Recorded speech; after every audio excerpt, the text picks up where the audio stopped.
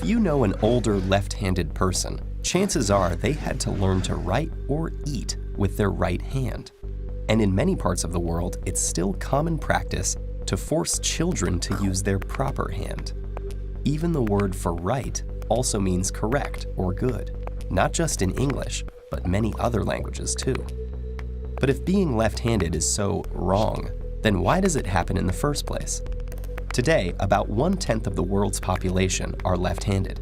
Archaeological evidence shows that it's been that way for as long as 500,000 years, with about 10% of human remains showing the associated differences in arm length and bone density, and some ancient tools and artifacts showing evidence of left-hand use. And despite what many may think, handedness is not a choice. It can be predicted even before birth, based on the fetus's position in the womb. So if handedness is inborn, does that mean it's genetic?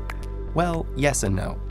Identical twins who have the same genes can have different dominant hands. In fact, this happens as often as it does with any other sibling pair.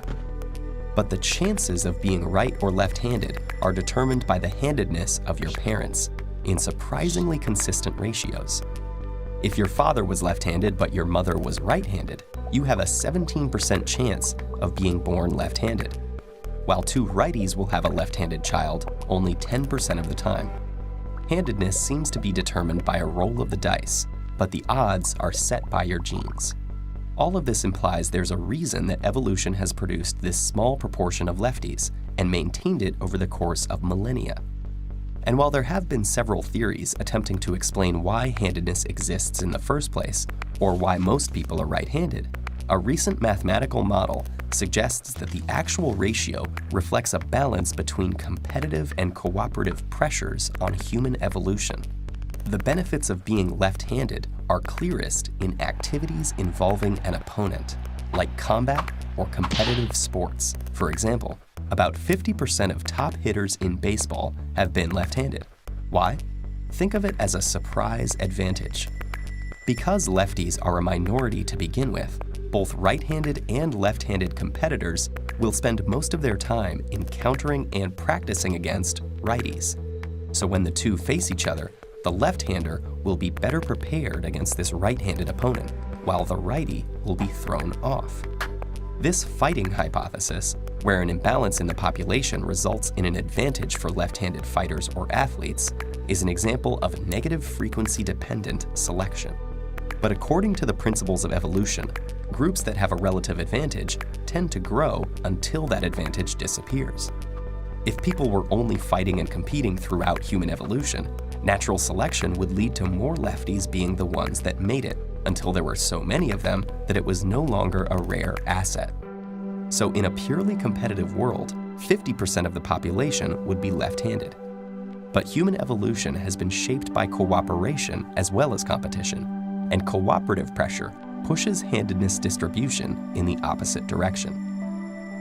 In golf, where performance doesn't depend on the opponent, only 4% of top players are left-handed, an example of the wider phenomenon of tool sharing.